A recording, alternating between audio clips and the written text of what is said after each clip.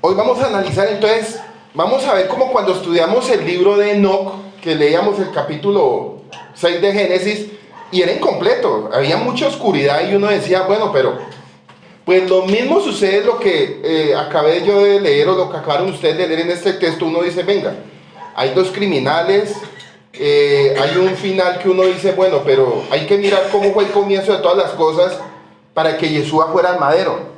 O sea, ¿cuál es el camino y el rumbo? Lo que vamos a hacer hoy leyéndolo, lo vamos a ver en un hebraísmo y en un modismo, hebraísmo y modismo, para poder comprender el final de lo que se habló en el madero. Entonces vamos a comenzar. Vamos a empezar a hacer el recorrido. Hay dos ladrones, ¿cierto? En el madero hay dos ladrones. Entonces vamos a mirar que esos dos ladrones o son ladrones o son dos transgresores de las escrituras. O son dos ladrones o son dos transgresores de la Torá. Y analicemos el primer punto. Dice que Yeshua comenzó a juzgar al mundo cuando después de su juicio injusto muere colgado en el poste entre los dos transgresores, o sea, las dos casas de Israel. Muere en medio de las dos casas de Israel. Y es proclamado como el verdadero Mesías, incluso por aquellos que lo rechazan. Anótese Marcos 15, 21, 41. Anótese Lucas 23, del 26 al 49. Y anótese Juan 19, 17, 30. Pero yo lo voy a recitar en Mateo 27, 32, 56. Quiere decir que habían cuatro testigos. Habían cuatro que eran Mateo, Marcos, Lucas y Juan. Ellos eran testigos de lo que estaba aconteciendo en todo el recorrido de la vida de Mashiach. Dice que al salir, voy a comenzar a leer desde el 34, desde el 32, el último es Juan 19, 17, 30, Lucas 23, 26, 49, Marcos 15, 21, 41, pero yo voy a recitar, voy a leer Mateo 27, del 32 al 56. Dice que al salir de allí se encontraron un hombre de Cirene. ¿En qué versículo está? Estamos en el 27, 32. ¿Qué dice en el 32? Mateo 27. ¿Qué dice en el 32? Al salir encontraron a un varón de Cirene de nombre Simón que fue obligado a cargar su cruz. Ahí. Hay que analizar punto a punto porque la palabra no nos lleva a escapar ningún nombre ni ninguna acción de lo que ocurrió. Entonces, ¿de dónde era Simón de Cirene? Su lugar de origen ha llevado a muchos a preguntarse si era descendiente de africanos, donde son los negros, o si simplemente nació allí como muchos otros descendientes griegos, romanos y judíos.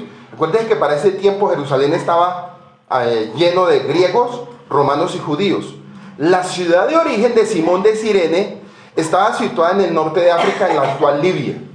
Resuelto por los griegos en el año 630 antes de Yeshua, y luego infundió con una importante población judía. Cirene fue la capital del distrito romano de Cirenaica en el momento de la crucifixión de Yeshua.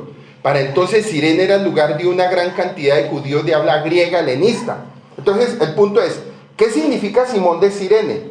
Simón de Cirene es una figura de todos nosotros con los que Yeshua comparte su obra, con quienes Yeshua se hace nuestro compañero de sufrimiento y victorias en la vida, en la muerte y la resurrección. Él estuvo caminando con Yeshua, cargando esa cruz, sintiendo el peso de la carga como Yeshua lo sintió en el momento en que llevamos su yugo, llevamos la carga espiritual de la mayor misión en la que puede participar el hombre, de lo cual es una experiencia que cambia nuestro corazón. Para estar unidos con Yeshua es comprender su humillación y la nuestra, para gloria y exaltación es la victoria del Rey de Reyes, y es la mayor batalla jamás vencida, es compartir la lucha por amor de nosotros. Por eso Mateo 16, 24 dice Yeshua, dijo a sus discípulos, si alguno quiere venir en pos de mí, niéguese a sí mismo, tome su cruz y sígame. Entonces aquí estamos mirando a la casa del sur y a la casa del norte, diciéndole Yeshua, si me quieren seguir, tienen que llevar mis aflicciones. Primer punto, el madero representa que un gentil está llevando el madero, pero también representa que Efraín, tiene que llevar la cruz, que es el madero, negarse a sí mismo para seguirlo. Entonces, primera característica para yo entender los mandamientos es entender la obra redentora del Mesías en el madero. Lo primero la exposición que Yeshua está haciendo a través de este Simón de Cirene, que parece que es un gentil, es que para nosotros de entrar en pacto, también no solamente son los mandamientos, también es negarme yo a sí mismo para cargar el madero del Mashiach. Por eso dice que con Yeshua estoy juntamente crucificado. Ya no vivo yo, sino Yeshua vive en mí. Entonces, algo que cuesta en el caminar de la fe es cargar las aflicciones del Mesías. Primer punto, lo que más cuesta es cargar las aflicciones del Mesías. En el mundo tendrán aflicciones, pero confíen, yo he vencido al mundo. Entonces, notemos que cuando este hombre le ayuda a cargar el madero, en ese momento Israel tomó las mismas cargas de yugo que el Mesías estaba cargando por amor de nosotros.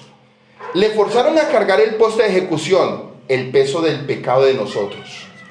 Le forzaron a cargar el poste de ejecución, el peso de pecado que tomaría para renovar el contrato matrimonial perdido en el monte de Sinaí.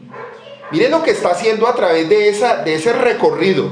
Le forzaron a cargar el poste de ejecución, el peso de pecado de nosotros que tomaría para renovar otra vez el contrato matrimonial, o sea, la ketubá que se había perdido en el monte de Sinaí, y asimismo restaurar la separación de las dos casas por causa de la idolatría en el tiempo de los reyes.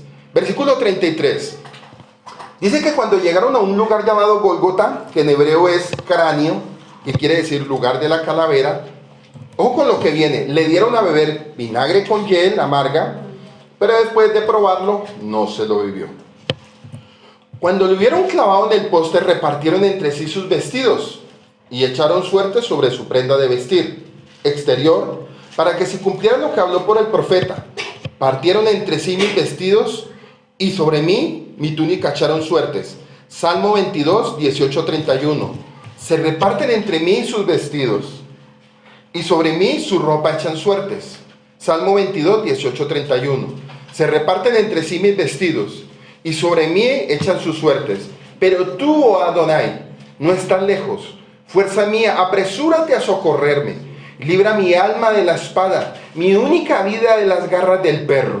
Sálvame de la boca del león y de los cuernos del búfalo. Respóndeme, hablaré de tu nombre a mis hermanos. En medio de la congregación te alabaré. Los que te temen, Adonai, alaben los descendientes toda la casa de Jacob. Glorifícalo y témalo toda la descendencia de Israel. Porque él no ha despreciado ni aborrecido la aflicción del angustiado, ni le ha escondido su rostro, sino que cuando clamó al Señor lo escuchó. De ti viene mi alabanza, de la congregación mis votos cumpliré. Miren lo que dice, de la congregación mis votos cumpliré. Delante de los que le temen, los pobres comerán y se saciarán. Los que buscan al Adonai lo alabarán. Viva para siempre el corazón de ustedes. Todos los términos de la tierra se acordarán y se volverán al Señor. Y todas las familias de las naciones adorarán delante de ti, porque el del Señor es el reino y Él gobierna las naciones. Todos los grandes de la tierra comerán y adorarán, se postrarán ante Él. Todos los que descienden al polvo, aunque no puede conservar viva su alma, la posteridad les servirá. Esto se dirá del Adonai hasta la generación venidera, o sea, cuando Él vuelva. Vendrán y anunciarán su justicia. A su pueblo por nacer anunciará que Él ha hecho esto. Esta profecía la dio el rey David del Mesías sufriente que habría de venir. Estamos en el versículo 39 otra vez. Entonces se sentaron para vigilarlo. Por encima de su cabeza pusieron un letrero donde estaba escrita la causa de su condena. Este es Yeshua de Nazaret, rey de los judíos. 38. Después los transgresores fueron puestos con él, uno a su derecha y el otro a su izquierda. Isaías 53, 12. Miren lo que habló el profeta Isaías a lo que estaba aconteciendo en este capítulo 27 de Mateo. Por lo tanto, yo daré parte con los grandes, y con los fuertes repartirá despojos. Isaías 53:12. Por lo tanto, yo le daré parte con los grandes, y con los fuertes repartirá despojo, porque derramó su alma hasta la muerte, y con los transgresores fue contado, o sea, los dos que estaban en el madero. Llevó el pecado de muchos, e intercedió por los transgresores de la Torá. Mateo 20:20. Entonces se acercó Yeshua a la madre, pero leamos el versículo 39, por favor. Léame alguien el versículo 39 de Mateo 27. La gente que pasaba por allí gritaba insultos y movía la cabeza en forma de dolor. Y léame el 40. Pero mírate ahora, le gritaban. Dijiste que ibas a destruir el templo y a reconstruirlo en 3 días. Muy bien, si eres el Hijo de Dios, sálvate a ti mismo y bájate a la cruz. Bueno, listo. Acuérdense que el contexto de toda esta enseñanza es la casa de Israel. Ojo, más que la humanidad, es la casa de Israel. Y la casa de Israel se compone entre la del sur y la del norte, y se cuentan 12 familias y 12 tribus. Este tema va para el pueblo de Israel. Entonces se acercó, 20:20, Mateo. Entonces se acercó a Yeshua, la madre de los hijos de Zebeo, con sus hijos, y postrándose ante él le pidió algo. Yeshua le preguntó, ¿qué deseas? Ella le dijo, ordena que en tu reino estos 2 hijos míos se sienten, uno a tu derecha y el otro a tu izquierda. Pero Yeshua dijo, no saben lo que piden. ¿Pueden beber la copa que yo voy a beber? Ellos respondieron, podemos. Él les dijo, mi copa ciertamente beberán, pero al sentarse a mi derecha y a mi izquierda no es mío el concederlo, sino que es para quienes ha sido preparado por mi Padre. Entonces vamos a notar que lo que no tuvieron el privilegio los hijos de esta mujer, lo tuvieron 2 ladrones. El privilegio lo tuvieron 2 ladrones, y uno se pregunta, bueno, pero es que es como incoherente, que aquí hacen una petición. Entonces se le acercó Yeshua, la madre de los hijos de Zebeo, postrándose ante él, y le pidió algo a Yeshua. ¿Qué deseas? Él dijo, ordena que en tu reino estos 2 hijos míos se sienten, uno a la derecha y otro a la izquierda. Pero Yeshua dijo, no saben lo que piden. ¿Pueden beber la copa que voy a beber? Ellos respondieron, podemos. Él les dijo, mi copa ciertamente beberán, pero al sentarse a mi derecha y a mi izquierda no es mío concederlo, sino es para quienes ha sido preparado por mi Padre. Entonces, el privilegio que no se les está dando a ellos, se le dieron a 2 ladrones. Y uno dice, bueno, ya vamos empezando como a ver una claridad de algo. O sea, el privilegio fue para 2 ladrones, más que para esta mujer que pidió como ese favor y ese deseo. Dice que la gente que pasaba le insultaba meneando su cabeza. Salmo 22:8. Salmo 22:8. Que se encomiende al Señor, que Él los libre, que Él los rescate, puesto que en Él se deleita. Léame por favor el 42 y el 43 de Mateo. A otro salvó, a sí mismo no se puede salvar. Es Rey de Israel. Baje ahora de la cruz y creeremos en Él. Ha confiado en Dios. Líbrelo ahora si lo quiere, porque dijo, soy hijo de Dios. 43. Soy hijo de Dios. Ha confiado en Dios, líbrelo ahora si lo quiere, porque dijo, soy hijo de Dios. 44. Y del mismo modo lo insultaban también los ladrones que habían sido crucificados con él. Bueno, aquí voy a leer un punto. Y diciendo así que puedes destruir el templo, no digas y reconstruirlo en 3 días. Sálvate a ti mismo si eres el hijo del Ben Elohim y bájate del poste. De la misma forma los principales, los sacerdotes, con los maestros de la Torá, estoy en el 44, y los ancianos dijeron, Él salvó a otros, pero no se puede salvar a sí mismo. Así que es el Rey de Israel, dejen que baje del poste, entonces le creeremos.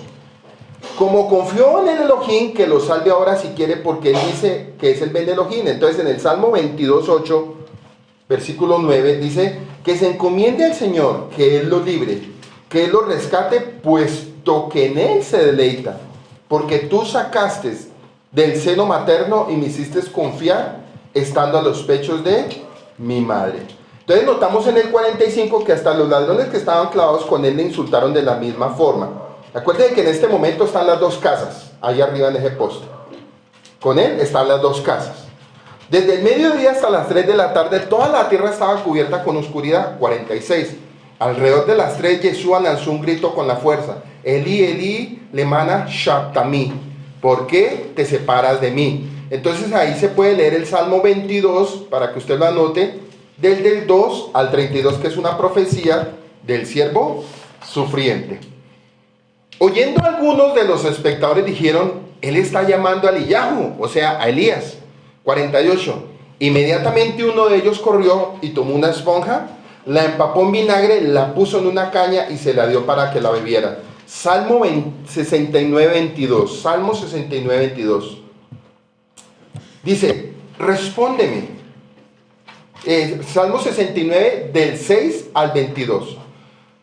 Respóndeme, oh Señor, pues buena es tu misericordia. Vuélvete a mí conforme a tu inmensa compasión. Versículo 17. Y no escondas tu rostro de tu siervo, porque estoy en angustia. Respóndeme pronto. Versículo 18. Acércate a mi alma y redímela. Por causa de mis enemigos, rescátame. 19. Tú conoces mi vergüenza, mi afrenta y mi ignominia. Todos mis adversarios están delante de ti. 20. La afrenta ha quebrantado mi corazón y estoy enfermo. Esperé en compasión, pero no la hubo. Busqué consoladores, pero no los hallé. Y por comida me dieron hiel, y para mi sed me dieron a beber vinagre. Que la mesa delante de ellos se convierta en lazo, y cuando estén en paz, se vuelvan en trampa. Volvemos a saltar a Mateo 27, 48. El resto decía, déjalo en paz. Veremos si Eliyahu viene a socorrerlo. Pero Yeshua, gritando fuertemente, otra vez entregó el rúa. 50. En ese momento, el parojeb en el templo fue rasgado en dos partes, de arriba a abajo, y hubo un gran terremoto y las rocas se partieron. Éxodo 17, 6. Con este texto de que las rocas se partieron en el templo. Yo estaré allí, delante de ti sobre la peña de Oreb. Golpearás la peña y saldrá agua de ella, para que beba el pueblo, y así lo hizo Moisés en presencia de los ancianos. Entonces, este texto de Éxodo 17, 6 va de la mano con el versículo 50 de Mateo 27, donde dice, en ese momento el parojeb en el templo fue rasgado en dos partes, arriba y abajo, y hubo un gran terremoto y las rocas se partieron. Y va paralelamente con Éxodo 17, 6, donde dice, yo estaré delante de ti sobre la peña de Oreb, golpearás la peña y saldrá agua de ella para que beba el pueblo. Y así lo hizo Moisés en presencia de los ancianos. Entonces, ¿qué significa este versículo o este verso? Que cuando murió Yeshua se parte el templo y se dice que en un terremoto. Y eso va muy paralelamente con este texto de Éxodo 17, 6, cuando dice que en el momento que Yeshua muere, inmediatamente hay un paso de entrada. Y ese paso de entrada nos permite empezar a recibir y a beber de las aguas de su Espíritu Santo. O sea, ya hay una libertad directa y ya no hay necesidad de utilizar un Cohen Gadol, un sumo sacerdote, porque ese lugar lo tomó Yeshua en el madero en el momento de su muerte. Pero dice que con la muerte de Yeshua en el 51 los sepulcros fueron abiertos y muchos de los que dormían en el polvo de la tierra volvieron a vivir. 53. Y después de que Yeshua resucitó,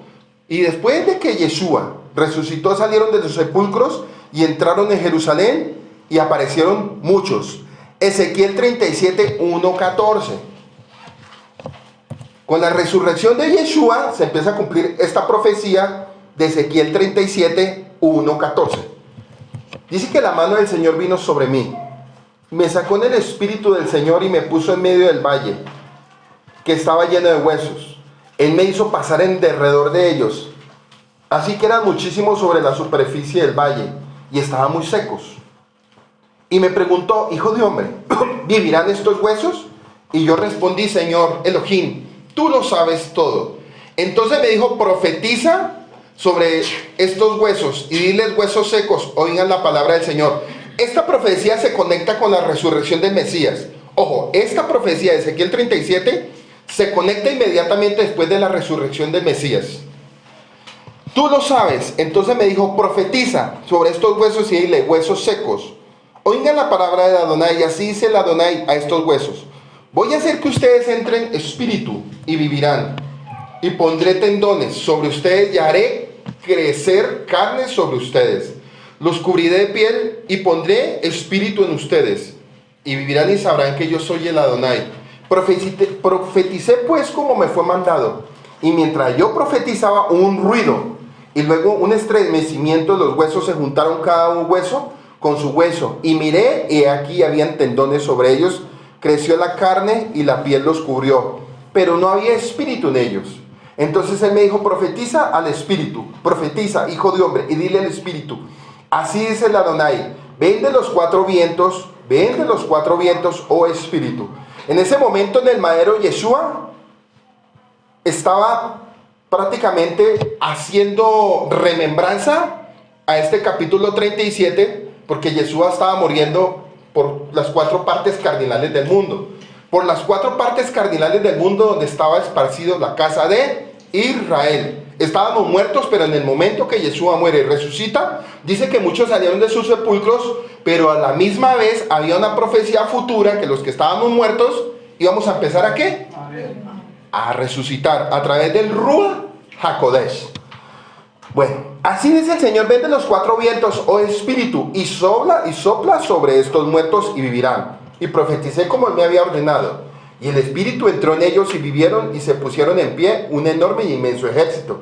Entonces él me dijo, hijo de hombre, estos huesos son ¿qué? La casa de Israel. Ellos dicen, nuestros huesos se han secado, nuestra esperanza ha perecido, estamos completamente destruidos. Por tanto, profetiza y diles, así dice el Adonai, voy a abrir los sepulcros. En la resurrección del Mesías hubo una resurrección. Voy a abrir los sepulcros y los haré subir de los sepulcros, pueblo mío, y lo llevaré a la tierra de Israel.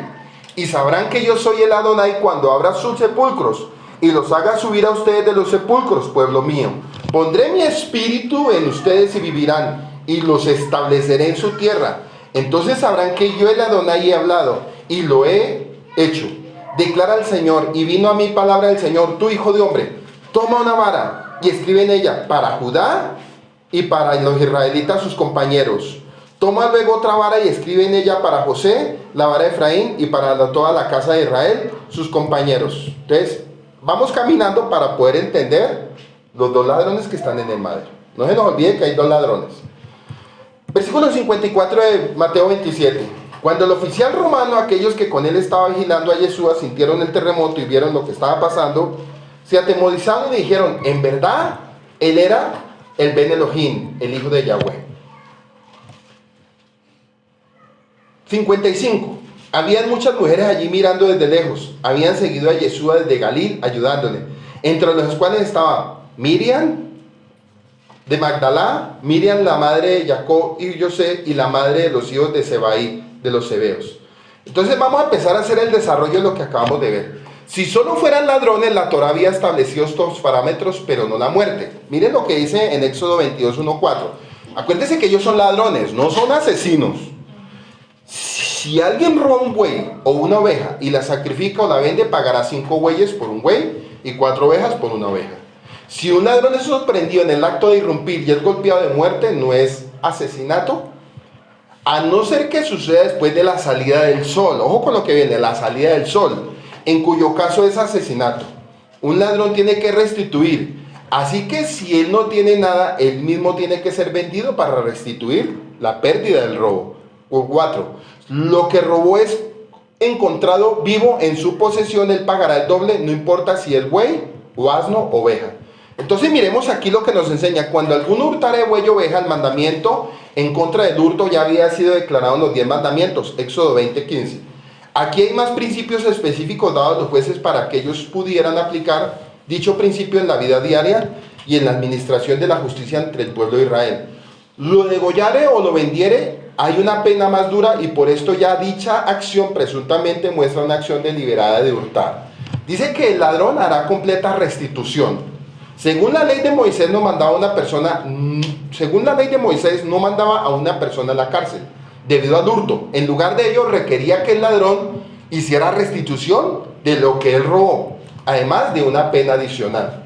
Y este pasaje, la pena podría ser algo de un 500%, por aquel buey pagará 5 bueyes, hasta el 200% pagará el doble. La razón por la que la pena era de 5 veces en el caso de hurtar un buey, era que probablemente un hombre robaba los medios de supervivencia de otro. El principio se extendería al tomar cualquiera de los implementos de siembra o cosecha de un hombre. Y esto se puede tomar como un acercamiento positivo hacia el castigo de los criminales, al ponerlos a hacer una restitución productiva y compensar a las víctimas por lo hurtado. Estos principios son a menudo ignorados en la moderna administración de justicia. También son como un principio ignorados en muchas vidas, y este capítulo está lleno de restitución, de la cual hay muy pocos en la vida cotidiana. Entonces dice que el ladrón hará completa restitución si no tuviera con qué, será vendido por hurto. Si la persona era incapaz de pagar lo que había robado, el ladrón era vendido como un trabajador de contrato y de dinero de la venta que iba a la víctima. Si el ladrón fuera hallado forzando una casa y fuere herido y muriere, el que lo hirió no será culpable de su muerte. Pero si fuere de día, el autor de la muerte será reo de homicidio. ¿Por qué? ¿En qué sentido? Vamos a mirarlo. El dueño de la propiedad tenía el derecho de proteger su propiedad utilizando la fuerza, pero solamente con fuerza razonable. Se asumía que si era de día, entonces el dueño tenía la habilidad de defenderse sin llegar a usar una fuerza letal. Y es típico de las leyes de misericordia de Israel que aún los ladrones tuvieran sus derechos. Entonces la pregunta es, si eran 2 ladrones, ¿por qué los estaban ejecutando de muerte? Según la ley de Moisés, ellos tenían que restituir. O sea, es como ilógico en ese momento, ¿cierto que sí?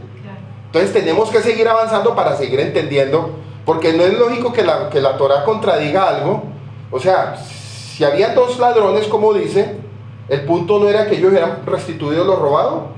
Claro, entonces la pregunta es, ¿por qué esos 2 ladrones ahí en el madero si ellos no habían cometido asesinato? En ningún momento me está hablando de asesinato, me está hablando de 2 ladrones. Sigamos, volvámonos a meter en el tema. Mateo 27:34 dice que vino mezclado con hiel amarga. Cuando una persona, léame el 34 por favor. 27:34. Le dieron a beber vinagre mezclado con hiel, pero después de probar qué era, no quiso beberlo. Bueno, dejemos ahí. Dice que cuando una persona es llevada para ser ejecutada, se le da un vaso de vino que contiene un grano de incienso con el fin de adormecer sus sentidos. O sea, lo que le estaban dando a él era para adormecer sus sentidos, pero él dijo, no. Como está escrito, denle de beber fuerte al que está pereciendo, vino para los amargados del alma. Proverbios 31:6. Denle bebida fuerte al que está pereciendo y vino a los amargados del alma. Por eso en la fiesta de Pesaj la gente se pone a comer hierbas amargas. Entonces la gente, o sea, eso es la ignorancia, porque eso eran tradiciones antiguas. Para nuestro tiempo presente, las hierbas amargas, ¿qué representa? Lo que en un principio hablé a través de Simón, que él cargó el madero, cargó el pecado. Lo que hizo Yeshua fue cargar el pecado de nosotros, pero Yeshua nos está diciendo que el que quiera seguirlo a él, niéguese a sí mismo, tome su cruz y sígalo. O sea, hermanito, si usted quiere seguirme, cargue con el mismo proceso que yo tuve. Y yo le estoy entregando todo mi pecado, le estoy entregando todo el servicio, le estoy entregando todo lo que él vivió por amor al servicio de él. Por eso el seguirlo a Yeshua no es cualquier cosa. Y aquí lo estamos analizando en un contexto, para poder entender lo de los 2 ladrones. Dice que en el 38, Jacob y Johanán querían estar uno a su derecha y otro a su izquierda. Marcos 10, versículo 35. Jacob y Juan, los hijos de Zebeo, estoy repitiendo este versículo, se acercaron a Yeshua diciendo, Maestro, queremos que hagas por nosotros lo que te pedimos. ¿Qué quieren que haga por ustedes?, le preguntó. Ellos dijeron, concédenos que tú en tu gloria nos sentemos a tu derecha y el otro a tu izquierda. Pero ¿quién tuvo ese privilegio? 2 transgresores en cumplimiento de Isaías 53:12. Fue contado con los transgresores, haciendo alusión a las 2 casas de Israel que habían transgredido la Torá. En Amos 8:9, Y sucederá que en aquel día, declara el Adonai, yo haré que el sol se ponga al mediodía y que la tierra en pleno día se oscurezca. ¿Con qué? Con la ejecución del Mesías. Pero anótese también el Salmo 22, 8, 9, que ese lo leímos ahorita. Entonces, vamos a analizar este punto. Dice que en el judaísmo, cuando se cita un verso de la Biblia, todo su contexto está implícito. Cuando se cita un texto de la Biblia, todo su texto está implícito y es apropiado. Así Yeshua refiere a todo el Salmo 22 para sí mismo. O sea, si usted lee todo el Salmo 22, ahí vamos a encontrar muchos modismos hebreos que si no los miramos en el contexto de lo que ellos querían interpretar, difícilmente vamos a poder entender lo que estaba pasando en el madero con los dos ladrones. Entonces, en el Salmo 22 podemos entender muy claro lo que está ocurriendo en el madero. Y dice que para sí mismo otro de sus versos se cita en Mateo 27:35 y 27:39. Por favor, para que los leamos. Léame Mateo 27:35 y Mateo 27:39. Y después de crucificarlo, repartieron sus vestidos echando suertes. 35. Después 39. 39 dice. Y los que pasaban lo insultaban y meneando la cabeza decían, tú que derribas el templo y en 3 días lo edificarás, si eres el hijo de Yahweh, libértate a ti mismo y baja de la cruz. Bueno, aquí estamos viendo que Yeshua está escuchando a la casa de Israel cuestionándolo. ¿Quién estaba cuestionando todo el proceso del Mesías? La casa de Israel. Entonces notemos algo que es tremendo. Aún ellos teniendo los textos del Salmo 22 y todos los textos hablando del Mesías sufriente, porque ellos no lograron comprender, si ellos conocían muy bien la Torá, porque ellos no lograron comprender lo que estaba pasando ahí en el madero. Si se suponía que ellos habían leído todos estos salmos que ahorita se hablaron. Porque sus mentes estaban endurecidas y sus conciencias estaban embotadas. En Juan 19:28 dice que después de esto, sabiendo Yeshua que todo ya se había consumado para que se cumpliera, dijo, tengo sed. En el 47 dice que él llama ¿a quién? A Elías. Mateo 11, 10 al 14 y Mateo 17, 10, 12. Pero volvemos a Mateo 27, 50. Respiró su último aliento. Y el 51 dice que en el templo, leamos por favor Éxodo 26, 31, 35. Dice que cuando la muerte de Yeshua, inmediatamente se rompió los velos del templo y hubo un gran terremoto. Pero yo quiero que leamos Éxodo 26, versículo 31 al 35. ¿Qué dice? Para el interior del tabernáculo confecciona una cortina especial de lino de tejido fino. Adórnala con hilo azul, púrpura y escarlata, y con querubines hábilmente bordados. Cuelga de ganchos de oro que estarán sujetos a 4 postes de madera de acacia. Recubre de oro los postes y colócalos en 4 bases de plata. Cuelga con broches la cortina interior y coloca el arca del pacto en la sala detrás de la cortina. Esta cortina separará el lugar santo del lugar santísimo. Después pondrás la tapa del arca, el lugar de la expiación, encima del arca del pacto, dentro del lugar santísimo. Coloca la mesa fuera de la cortina interior en el lado del norte del tabernáculo y ubica el candelabro al otro lado de la sala, es decir, en el lado del sur. Listo. Entonces describe esta cortina que existía en el santuario del desierto, separaba el lugar santo del lugar santísimo. Solo el sumo sacerdote se le permitió pasar a través de él, el santo de los santos, y que solo podía hacerlo una vez al año, en Yom Kippur, con un sacrificio de expiación por sus pecados y por los del pueblo. Cuando se partió en dos de arriba abajo, simboliza el hecho de que Elohim estaba dando a todos acceso al más sagrado lugar de todo el cielo, como se enseña explícitamente en el Talmud. Aquí tocó utilizar un poco de Talmud. Hay unos versículos, pero no le veo sentido. Dice la MJ 9, 3:9 y la MJ 10, 19, 22, que son capítulos, versículos del Talmud. Pero notemos que el Talmud da un asombroso testimonio de la obra de Yeshua, alterando el sistema de expiación. El fondo es el de Yom Kippur, cuando el Cohen Gadol sacrificaba una cabra, según Levítico 16, un pedazo de la tela escarlata era atado entre sus cuernos. Si más tarde se volvía blanca, significaba que Elohim había perdonado el pecado de Israel, de acuerdo con Isaías 1:18. Aunque tus pecados sean como la escarlata, serán blancos como la nieve. Y dicen que nuestros sabios enseñaron que a lo largo de los 40 años, Shimón el Sadik servía la tela escarlata, se volvía blanca. De entonces a veces se volvía blanco y a veces no. Después de la partida de Yeshua, hasta antes de la destrucción del templo, hubo un periodo de 40 años. Ojo con este punto. Entonces dicen los sabios que después de la ida de Yeshua, hasta el año 70 de la destrucción del templo, quedan 40 años. Los sabios enseñaron que a lo largo de los 40 años que Shimón el Sadik servía, la tela escarlata se volvía blanca. De entonces a veces se volvía blanco y a veces no. Y a lo largo de los últimos 40 años, antes de que el templo fuera destruido, la tela escarlata nunca se volvió blanca. Eso está en el Yomá 39, conciso B. Eso es parte del Talmud. Así que en los días de Shin Oxari, el sistema de sacrificio establecido por el Elohim en el Tanakh fue observado y fue efectivo, pero después la espiritualidad de Israel declinó, por lo que el sistema de sacrificio fue efectivo solo a veces. Y finalmente, después de la muerte de Yeshua, 40 años antes de la destrucción del templo, nunca más fue efectiva. Lo que ahora es vigente y es efectivo para poder perdonar el pecado de Israel es la muerte sacrificial de Yeshua. Y volvamos al 57 de Mateo 27, 57. Entonces José de Arimatea dice así. Sí. ¿Qué dice? Léalo.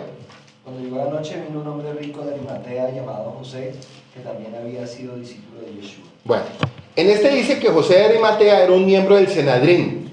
Marcos 15:43, era un miembro del Senedrín, que no había votado por la muerte de Yeshua. Lucas 23:51, el cual no había estado de acuerdo con el plan y el proceder de los demás, que era de Arimatea, ciudad de los judíos, y que esperaba el reino de Yahweh. ¿Y por qué dice que porque era secretamente? Y en Juan 19:38, después de estas cosas de José de Arimatea, que era discípulo de Yeshua, aunque en secreto por miedo de los judíos, pidió permiso a Pilato para llevarse el cuerpo de Yeshua, y Pilato consiguió el permiso. Entonces José vino y se llevó el cuerpo de Yeshua. Y Nicodemo, el que antes había venido a Yeshua de noche, vino también trayendo una mezcla de mirra y aloe como de 33 kilos. Entonces tomaron el cuerpo de Yeshua y lo envolvieron en tela de lino con las especies aromáticas, como es la costumbre sepultar entre los judíos. Entonces, para poder ya entender lo que significa el madero y para terminar la reflexión de los dos ladrones de Lucas 23, decían: si tú eres el rey de los judíos, sálvate a ti mismo. Y había un letrero sobre el que decía: este es el rey de los judíos. Y uno de los criminales allí colgado le arremetía con insultos: ¿no eres tú el Mesías? Sálvate a ti mismo y a nosotros. Pero el otro habló y respondió al primero diciendo: ¿no tienes tú temor del Elohim? Tú estás recibiendo el castigo de nosotros es justo.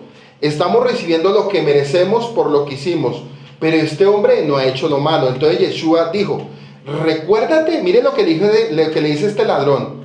Entonces dijo a Yeshua: recuérdate de mí cuando vengas como rey. O sea, le estaba hablando este ladrón, la casa de Israel, le está diciendo a Yeshua: acuérdate de nosotros. No es el ladrón, está hablando la casa de Israel. Acuérdate de nosotros. Entonces la pregunta es: ¿un ladrón representa la dureza de la casa de Israel de no reconocer al Mashiach? El otro ladrón está haciendo el reconocimiento de que necesitamos a un Salvador. Entonces ese ladrón que representa la casa justa de Israel, buscando la justicia, le está diciendo a Yeshua: acuérdate de nosotros, Yeshua, cuando vengas a tu reino.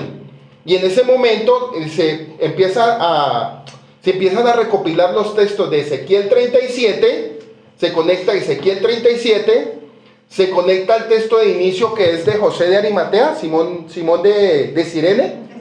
Entonces démonos cuenta que la primera característica para llegar al madero, ¿cuál es? ¿Qué es lo que tiene que hacer la casa de Israel? Entender la obra redentora, entender lo que dijo Yeshua: si alguno quiere venir en pos de mí, niéguese a sí mismo, tome su cruz y sígame. Le está hablando a un pueblo gentil. que se había esparcido. Y en ese momento dice que Simón de Cirene sintió el dolor del Mesías cargando el madero. Entonces ahí está la casa de Israel cargando la obra redentora también del Mashiach para poder llegar al madero. ¿Usted no ha escuchado cuando alguien dice que el decir del cristianismo vayan al madero? Pero no nos dice la obra completa. Oiga, llegue al madero, y la obra no es llegar al madero, es tomar el madero antes de que Yeshua llegara al madero. Entonces nosotros como casa de Israel, la tarea de nosotros ¿cuál es? Como hizo Simón de Cirene, que era un gentil, tomar el madero, tomar las cargas del Mesías, tomar las aflicciones del Mesías. Y hay un texto donde dice Yeshua, mi yugo es fácil y ligera mi carga. Entonces alguno dirá, ¿cómo va a ser fácil eso? Pero Yeshua nos lo está dando a entender en los términos de él espiritualmente. Entonces este Simón de Cirene carga el madero, empieza el proceso, empieza a sentir el dolor, la casa de Israel. Los que son sensibles al llamado empieza a sentir el dolor de la obra redentora que hizo ¿quién? El Mesías.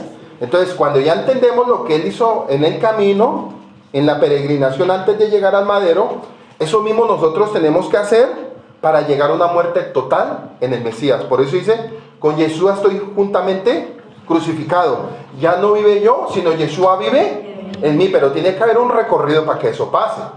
Yo no puedo llegar al madero y decir no, yo tengo que tomar un recorrido para poder yo llegar al destino final, que es la muerte. ¿Me hago explicar con este texto? Entonces dice en el 42 dice, entonces dijo a Yeshua, recuérdate de mí cuando vengas como rey.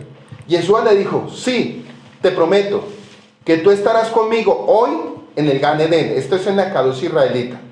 Según el modo de hablar arameo, aquí hay un punto. Según el modo de hablar arameo, el énfasis en este texto está sobre la palabra hoy. Y debe leerse como, lee verdaderamente te digo, hoy estarás conmigo en el paraíso. Y esta es una característica del habla oriental, al dar a entender que la promesa se hizo en cierto día y seguro se cumplirá. Le hizo la promesa a la casa de Israel en ese momento, pero en cierto día se cumplirá. O sea, en el modismo hebreo le está hablando unas palabras futuras. Y en el cristianismo utilizan diciendo que en ese momento ese ladrón se salvó y que fue al paraíso con él. ¿Cómo iba a descender al paraíso con él si Yeshua descendió a lo más profundo de los...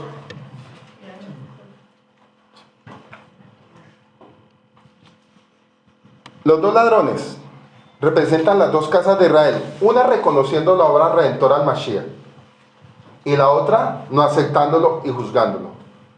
Tiempo presente, muchos de la casa de Efraín que están esparcidos no han entendido la obra redentora al Mashiach. Aún muchos que se dicen ser predicadores y que hablan la palabra del Eterno no han entendido la obra redentora del madero. Y la han malinterpretado diciendo que uno puede hacer una oración al final y que esa oración al final lo puede uno llegar a hacer. El modismo nos estamos hoy metiendo en algo que son temas muy delicados. Entonces Yeshua, vuelvo y lo leo en 43, Yeshua le dijo, sí, te prometo que tú estarás conmigo hoy en el Gan Edén. El Gan Edén es la nueva Jerusalén. Ahí dice paraíso, ¿cierto? Pero la palabra paraíso también es la nueva Jerusalén.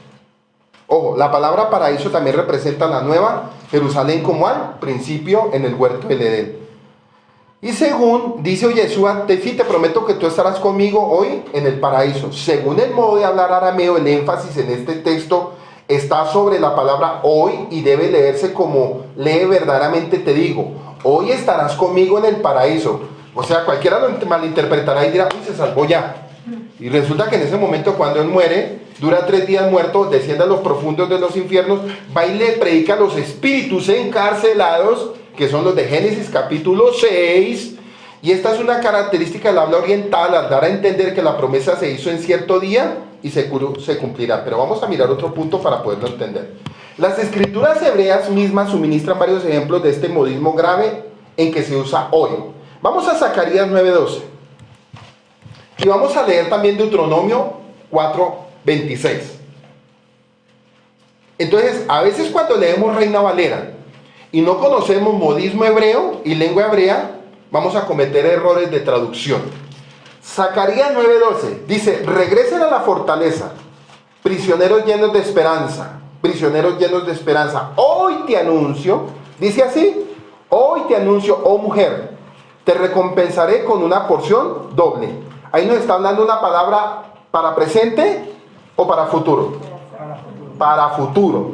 Y eso le estaba diciendo a este ladrón, a la casa de Israel, le estaba diciendo la promesa de lo que se va a cumplir en Apocalipsis 22. Deuteronomio 4:26. Hoy pongo los cielos y la tierra como testigo. Esto se habló hace casi 3000 años, ¿cierto que sí? ¿Y se sigue cumpliendo hoy? Claro que sí. Hoy pongo los cielos y la tierra como testigos de que desaparecerán rápidamente de la tierra, que van a conquistar cuando crucen el Jordán. No durarán mucho allí, porque serán completamente destruidos. Así que en el día de hoy vamos a mirar un punto. Leyendo Deuteronomio 4:26 dice: hoy pongo los cielos y la tierra como testigos de que desaparecerán rápidamente en la tierra que van a conquistar cuando crucen el Jordán. No durarán mucho allí, porque serán completamente destruidos. Y en el versículo 39, así que en el día de hoy tienes que saber y tomarte en serio que Yahweh es el Elohim verdadero de arriba en los cielos y abajo en la tierra, y no hay otro. Y hay otros casos, otros 40 casos tan solo en el libro de Deuteronomio, para poder entender que la palabra hoy no se está refiriendo a un tiempo presente, sino se está refiriendo a un tiempo futuro. Entonces lo que Yeshua le está diciendo a la casa de Israel, con este ladrón que reconoció, le está diciendo a la casa de Israel que a futuro, si entendemos la obra redentora, vamos a estar juntamente con él. Pero también el otro ladrón, como lo juzgó y lo criticó, que son Efraín esparcidos, que están metidos dentro de la religión del cristianismo, etcétera, etcétera, que aún siguen con la dureza de no entender lo que Yeshua hizo en el madero. Ellos todavía siguen, ¿qué? Endurecidos. O sea, en ellos todavía no se ha cumplido Ezequiel 37. Ni se ha cumplido ni han podido entender lo que hizo Simón de Cirene. Pero vamos a seguir más entendiendo mucho más cosas. Juan 3:16. Y léamelo en la versión de ustedes, por favor.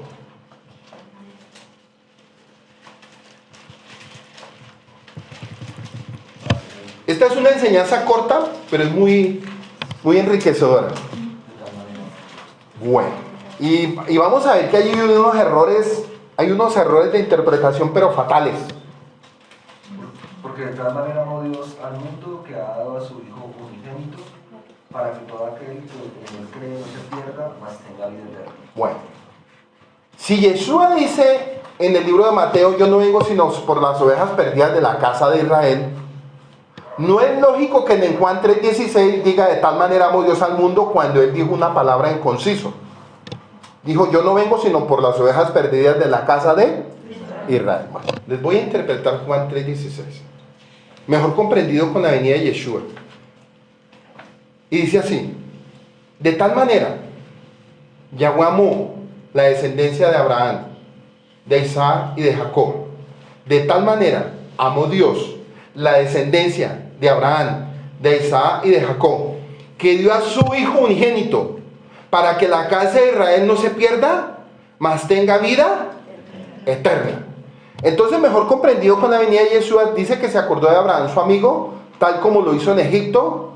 Y en el madero volvió y se acordó de la promesa que le había hecho a Abraham muchos años atrás. ¿Se acuerdan cuando estaba en Egipto que dice que el pueblo gimió y se acordó? Dice que se acordó. Pues, ¿qué creen ustedes que pasó en el madero? ¿De quién se estaba acordando Yahweh a través de su hijo Yeshua en el madero? Se estaba acordando de la promesa que le hizo a Abraham, a Isaac y a las 12 tribus de Israel. Vamos a meternos vamos a ahondarnos más. Si no pudiéramos entender el contexto del pueblo, pues uno diría: de tal manera amó Dios al mundo. O sea, entonces el mundo que está esparcido con todas las razas, lenguas y naciones, todos son descendientes ¿de quién? De Abraham y de Isaac y de Jacob, independientemente que sea Ismael, independientemente que sea Edom, porque son descendientes de la simiente de Abraham. De Abraham nació Ismael, de Abraham nació Isaac. De Isaac nació Jacob, pero también de Isaac nació Esaú. Sí, de Isaac nació Jacob y también nació Esaú. De Jacob nacieron las 12 tribus, que si los reunimos a todos, vamos a Juan 3:16. Lamentaciones. De tal manera amó Dios, o de tal manera amó Dios a los descendientes de Abraham, de tal manera Dios amó a los descendientes de Isaac, de tal manera Dios amó a los descendientes de Jacob, que dio su Hijo unigénito para todo aquel que en él crea, no se pierda. Entonces, en el madero, ¿qué es lo que estaba pasando en ese momento? Con los dos ladrones que eran transgresores de Torah. ¿Quién éramos nosotros? Éramos transgresores de la Torah. Entonces la pregunta es, ¿por qué crucificaron si ellos no eran criminales? Porque ahí el Padre tenía que utilizar como modelo esos dos ladrones. Unos que lo están rechazando, porque aún todavía hay muchos que están rechazando. Y otros que, como ese ladrón, estamos reconociendo que necesitamos la obra redentora del Mesías. Eso es la enseñanza de hoy, para poderlo comprender. Entonces, claro, eso me llevaba a pensar muchas cosas. Yo decía, definitivamente, si uno no entiende modismo hebreo, hubiéramos resultado predicando en términos cristianos, nos hubiéramos salido de toda la enseñanza, hermano. Entonces, deje cuenta que lo que hizo Yeshua en el madero estaba redimiendo a los descendientes de Abraham, de Isaac y de Jacob. Lo que estaba haciendo Yeshua, el texto no es de tal manera Dios amó al mundo. No es al mundo. De tal manera Dios amó a los descendientes de Abraham, de Isaac y de Jacob, para que todo aquel que en él cree no se pierda, mas tenga vida. ¿Ustedes se acuerdan que hay un texto donde dice Yeshua en Juan, dice, yo tengo otras ovejas que no están en este redil y allá tenemos que ir? Bueno, pues en el madero él hizo todo eso. ¿Y cuándo se empezó a cumplir la resurrección del valle de los huesos secos? Cuando él resucitó, e inmediatamente, ¿cuál era la tarea de la casa de Israel? Empezar a resucitar. Entonces, ¿cuándo se empezó a cumplir esa profecía? Hace 2000 años. Se está cumpliendo vigente como si fuera hoy. Pero hoy lo estoy predicando, pero de aquí a unos 10, 20 años va a haber alguien, o 30 años va a haber alguien diciendo hoy. Entonces, ¿sí es lo que le estaba diciendo en el madero al ladrón? De cierto te digo hoy, casa de Israel, que conmigo estarán en la Nueva Jerusalén.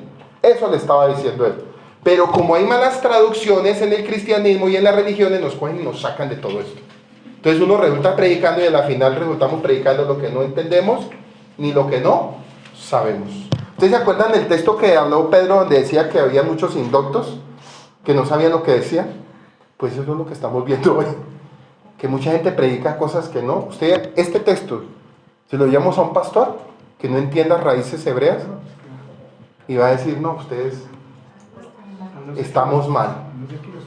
Y resulta que Yeshua en el madero estaba mirando a los descendientes se estaba acordando de su amigo. Se estaba acordando de su amigo. Y dése cuenta que Yeshua habló con Abraham en Génesis, ¿qué? Él habló, acuérdense que él habló cuando bajó con 3 varones. Sí, entonces den cuenta que todo se conecta. Pero ¿qué ha hecho Satanás a través de las mismas traducciones incorrectas? Nos ha cambiado todo y nos ha sacado de todo el contexto. Ya podemos hoy entender qué representan los dos ladrones.